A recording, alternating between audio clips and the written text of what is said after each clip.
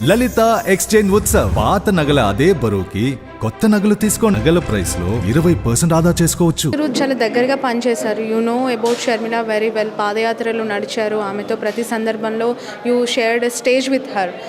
ప్రధానంగా కారణాలు ఏంటి అంటే చాలా స్పెక్యులేషన్స్ ఉన్నాయి అర్జున్. బయట ఆమెకి ఇప్పుడు ఎన్నికల్లో దిగడానికి డబ్బులు లేవని, లీడర్స్ లేరని, ఇలా రకరకాలుగా మాట్లాడుతూ ఉన్నారు. వాళ్ళందరికీ ఏం చెప్తారు? ఇప్పుడు మా పరిస్థితి చూస్తే నియోజకవర్గంలో మమ్మల్ని నమ్ముకొని కొంతమంది వచ్చారు. వాళ్ళకి మేము ఏదో చేసామన్న ఆశతో, యువకుడు కదా నిలబడతాడు, ఇంకొక 30 ఏళ్ళు భవిష్యత్తు ఉంటుంది కదా, ఇతనితో పాటు నడుస్తామని మేము వచ్చినాం. మేము షర్మిలమ్మ మాకు అండగా ఉంటుంది కదా, మేము ఇంకొక 30 ఏళ్ళు తనతో పాటు ట్రావెల్ చేయొచ్చు కదా అని ఆశతో వచ్చినాము. డబ్బులు ఉండడం లేకపోవడం తర్వాత కొట్లాడడం అనేది ఇంపార్టెంట్. నువ్వు బీఫామ్తో పోటీలో నిలబడి ఉంటే అది వేరు. ఈరోజు నాయకులు కూడా నువ్వు డబ్బులు ఇవ్వకమ్మా బీఫామ్లు మేము పోటీ చేస్తామనే వాళ్ళు ఉన్నారు. ఇప్పుడు నేనున్నా, కొంతమంది ఉన్నారు. సరే మా వల్ల అవ్వట్లేదు, నువ్వు పోటీ చేయంటే మేము పోటీ చేసేవాళ్ళము. కానీ ఎటు కాకుండా ఈరోజు చివరాకర్లో గొంతు కోసినట్టు ఇది చేయడం అనేది చాలా. ఇప్పుడు మనిషి చచ్చిపోయినాక గొంతులో తులసి నీళ్ళు పోస్తే దానివల్ల ఉపయోగం ఏముంది? ఈ నిర్ణయం ఏదో ఒక 5 నెలల 6 నెలల ముందు ఎప్పుడైతుందో అదే చెప్పాల్సి ఉండే. చెప్పుంటే దానికి అనుగుణంగా మేము కూడా అడుగులు వేసుకునే వాళ్ళం. పోటీ చేస్తాం కదా, ఇంకా ఈరోజు రేపు షర్మిలమ్మ నిర్ణయం కోసం ఎదురు చూస్తూ ఈరోజు తడిబట్ట పెట్టి గొంతు కోసిన పరిస్థితే ఉంది. రేపటి నాడు మేము చూసుకుంటామంటున్నా. కాంగ్రెస్ పార్టీలో ఏం చూసుకుంటారు? ఇక వైఎస్ఆర్ తెలంగాణ పార్టీలనే మాకు న్యాయం చేయలేకపోయారు. మీరంటే అభిమానం మాకు. మీ మీద మాకు ఎటువంటి కోపం లేదు. మీరు ఇప్పటికి కూడా మేము మిమ్మల్ని గౌరవిస్తున్నాం. కానీ ఏంది ఉపయోగం? మిమ్మల్ని నమ్మి మీ దగ్గరికి వచ్చినందుకు మా భవిష్యత్తుకి ఏంది గ్యారెంటీ? ఏం లేకుండా ఈరోజు నడి రోడ్డు నేను నిలబడతా, మిమ్మల్ని నిలబెడతా అంటే గేట్ ముందు నిలబడే పరిస్థితి వచ్చింది తప్ప వేరేదైతే ఏం కనిపించలేదు. ఆర్థికంగా కూడా చాలా లాస్ అయ్యారు అని చెప్పి తెలిసింది. ఎంత లాస్ అయ్యారు? అది రికవరీ పరిస్థితి అంటే దాని స్టేటస్ ఇప్పుడు మీ ఫ్యామిలీకి కూడా యు ఆర్ ఆన్సరబుల్. అవునండి. ఇప్పుడు ఈరోజు మా అమ్మ వాళ్ళకి నేను రాజకీయాలలోకి వచ్చినప్పుడే ఈరోజు మనతో డబ్బులు లేవురా, ఎందుకురా రాజకీయాలు అంటే, అందరూ ఏదో చదువుకుంటారో ఏదో జాబ్ చేశారమ్మా, అక్కడితో వాళ్ళ జీవితం అయిపోతుంది. ప్రజలకు ఎవడో ఒకడు మంచి చేయాలి కదా, ఎవడో ఒకడు ధైర్యం చేయాలి కదా. నేనేం సంపాదలేకపోవచ్చు. మన తాతలు సంపాదించిన భూమిని మీరు కాపాడారు. ఆ భూమి నాకేదో రేపు ఇస్తారు, నేనైతే దాన్ని ఏం చేసుకోలేను కదమ్మా. ఈరోజు ఇవ్వండి, ఎవడో ఒకడు ప్రజల కోసం ముందడుగు వేయాలి. అదేదో నేను అవుతా. రేపటి నాడు అన్నీ పోతే 20,000కి ఎక్కడో ఒక దగ్గర ఉద్యోగం చేసుకొని బతుకుతామంటే నా తల్లిదండ్రులు నన్ను నమ్మి ఇచ్చారు. కానీ ఈరోజు నేను వాళ్ళకి ఆన్సర్ లేకుండా అయిపోయాను. రేపటి నాడు మళ్ళీ రాజకీయాలని పేరు ఎత్తాలంటే కూడా వాళ్ళ దగ్గరికి రానిచ్చే పరిస్థితిలో లేదు. దగ్గర వైఎస్ఆర్ తెలంగాణ పార్టీలో చేరిన తర్వాత 3 కోట్ల రూపాయలు ఖర్చు పెట్టిన.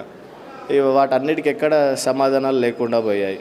And what is your future Arjun? అంటే ఏంటి భవిష్యత్ కార్యాచరణ ఏంటి? ఇప్పుడు సరే తనైతే కాంగ్రెస్ నుంచి ముందుకెళ్తా, మద్దతు ఇస్తానని చెప్తూ ఉన్నారు. మీరు మరి తిరిగి కాంగ్రెస్లోకి వెళ్ళలేము అంటున్నారు. What is your goal? అది చూడాలండి. ఇప్పటివరకైతే స్టిల్ రాత్రి వరకు కూడా షర్మిలమ్మ ఈరోజు మీటింగ్ పెట్టి నిలబెడుతుందేమో ఆశతోనే ఇక్కడ దానికి వచ్చాము. చివరాఖరి వరకు కూడా ఉండాలి, షర్మిలమ్మ నిర్ణయం ఏముంటుందని ఎదురు చూసి వచ్చాం. ఈరోజు ఎలక్షన్ బరిలోకి పోతే కూడా ఉపయోగం లేదు దానివల్ల.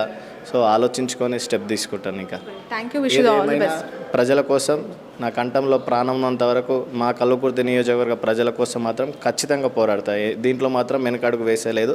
సరే, యుద్ధంలో కొన్నిసార్లు ఆగవలసి వస్తుందేమో, ఆగుతాం. మరి కొత్త ప్లాన్తో ఖచ్చితంగా ప్రజల ముందుకు వెళ్తాం మళ్ళీ.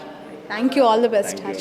అసలు సిగ్గేంటంటే, అవమానం ఏంటంటే, ఏ రాజకీయ పార్టీ అయినా సరే ఇంకొక రాజకీయ పార్టీని మద్దతు కోరాలంటే ఎన్నిక సమయంలో పోయి అడిగి వాళ్ళతో చర్చించి మద్దతు అడుగుతుంది. కానీ మా దౌర్భాగ్యం ఏంటంటే వైఎస్ఆర్ తెలంగాణ పార్టీని కాంగ్రెస్ వాళ్ళు మద్దతు అడగలేదు, సిపిఐ అడగలేదు, సిపిఎం అడగలేదు, ఎవ్వరు అడగలేదు. అడగకపోయినా షర్మిలక్క గారు సిద్ధమయ్యి త్యాగమని ఒక ట్యాగ్ పెట్టి, పాలేరులో పొంగులేరున్నాడు కాబట్టి నా తమ్ముడు కాబట్టి నేను పోటీ చేయనని చెప్పేసి కాంగ్రెస్ ను గెలిపించాలని చెప్పి FIR లో తండ్రి పేరు పెడితే అది మర్చిపోయి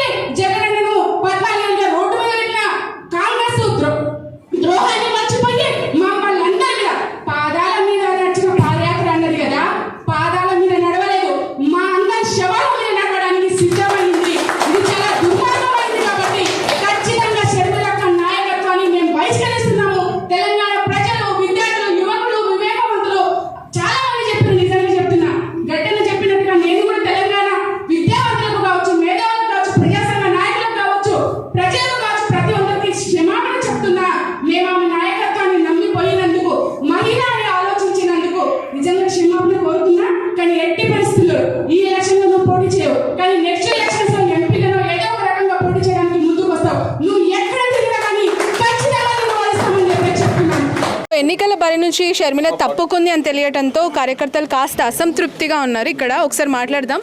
అసలు ఏంటి, ఎందుకు ఫైర్ అవుతూ ఉన్నారు? 4 రోజుల నుంచి నడుస్తున్నది ఇది. రేపు ఇస్తున్నాం బీఫామ్లు, రేపు ఇస్తున్నాం, ఎల్లుండి ఇస్తున్నాం, సాయంత్రం ఇస్తున్నాం, 2 గంటలకి ఇస్తున్నాం, 8 రోజుల నుంచి తీర్పుతున్నారు. ఇవాళ సడన్గా పార్టీ తీసేసారు అంటే ఏం చేయాలా? పార్టీ తీసేసామని షర్మిల గారు చెప్పలేదు కదా. చెప్పలేరు, కానీ బీఫామ్ ఇస్తానని ఎందుకు ఇవ్వలేరు? మళ్ళా ఇవాళ 3వ తారీఖు, ఇవాళ బీఫామ్ స్టార్ట్ అయింది. మేము ఎక్కడ పోవాలా? మళ్ళా మా బాధలు ఎవరికి చెప్పాలా? ఏ నియోజకవర్గం మీద? ఎక్కడ నుంచి? మలక్పేట్ కాన్స్టిట్యున్సీ. హైదరాబాద్ పార్లమెంట్గా నన్ను నియమించిండ్రు. 7 కాన్స్టిట్యున్సీలో పనిచేసిన, ఒక్కసారి కూడా ఒక్క రూపాయి ఆఫీస్ది లేదు మాకు. మేము కష్టపడి తాకట్లు పెట్టి పని చేసినాం. రాత్రి పగలు ఆయన ఎంబడ అడుగులు వేసి మేము పని చేసినాం. ఆ పరిస్థితి ఇప్పుడు మాకు ఇది ఇస్తే మాకు ఎవరైనా ఊరుకుంటారా? ఏ పార్టీలో పోవాలా ఇప్పుడు టైమే లేదు. ఇట్లా పరిస్థితి ఉన్నదమ్మా. పాదయాత్ర మొత్తం తిరిగారా? మొత్తం పార్టీ స్టార్ట్ అయినప్పటి నుంచి ఇప్పటిదాకా కూడా చేస్తూనే వస్తున్నాం. కాంగ్రెస్ పార్టీకి మద్దతు అంటున్నారు కదా, మీరు యాక్సెప్ట్ చేయట్లేదా? ఎందుకు? వాళ్ళు పార్టీకే మద్దతు ఇస్తున్నారని చెప్తే ఆయనకి ఇచ్చిండ్రా? మళ్ళా సరే పోనీ 119 సీట్స్కి డిక్లేర్ ఎందుకు చేసిండు? మళ్ళా 119 సీట్ నిలబెడుతున్నామని ఆ ఆశ మీదనే మేము నిలబడినాం. ఇప్పుడు షర్మిల గారు ఒక మాట అన్నారు కదా, గెలుపు కంటే త్యాగం ముఖ్యం. అది నెక్స్ట్ టైం ఒకవేళ అవకాశం రాదా? నమ్మకం లేదా తన మీద? నమ్మకం ఎట్లా వస్తుంది? మేము పని చేసినాం. ఆ కాన్స్టిట్యున్సీస్లో 4 పార్టీలతో పోరాడి వచ్చినాం మేము. అయితే మాకు ఊరుకొని ఇస్తారా? మేము ఇక్కడ పోవాలా? మళ్ళా బీఫామ్ ఇస్తారనే కదా మమ్మల్ని ఇచ్చేస్తే మేము కష్టం పడింది. ఇప్పుడు బీఫామ్ ఇవ్వకుంటే ఎట్లా? ఎక్కడ పోవాలా? ఏ పార్టీలో పోవాలా? ఏ పార్టీ కూడా ఇప్పుడు తీసుకోరు. మాకు కూడా వచ్చింది కాంగ్రెస్ నుంచి ఆఫర్లు, బీఆర్ఎస్ నుంచి వచ్చింది ఆఫర్లు. మేము పోలేదు, ఎందుకంటే ఈ పార్టీ మీద నమ్మకం ఉన్నది, అక్క మీద నమ్మకం ఉన్నది. రాజశేఖర్ రెడ్డి బిడ్డ కదా, అందరికీ తీసుకొని నడుస్తుందని మేము ఆశ మీదనే ఇప్పటిదాకా కూడా చేసినాం. ఇది ఫస్ట్ సారి నేను మాట్లాడుతున్నది. అంటే ఆ నమ్మకం అనేది ఇంకొన్ని రోజులు నడిపించలేదా? ఎట్లా నడిపించాలమ్మా చెప్పండి మీరు? ఉన్నదా ఛాన్స్? 2.5 సంవత్సరాల నుంచి మేము కష్టపడి అక్కడ కాన్స్టిట్యున్సీస్లో పని చేసినాం. ఇప్పుడు వాళ్ళు రాణిస్తారా మమ్మల్ని?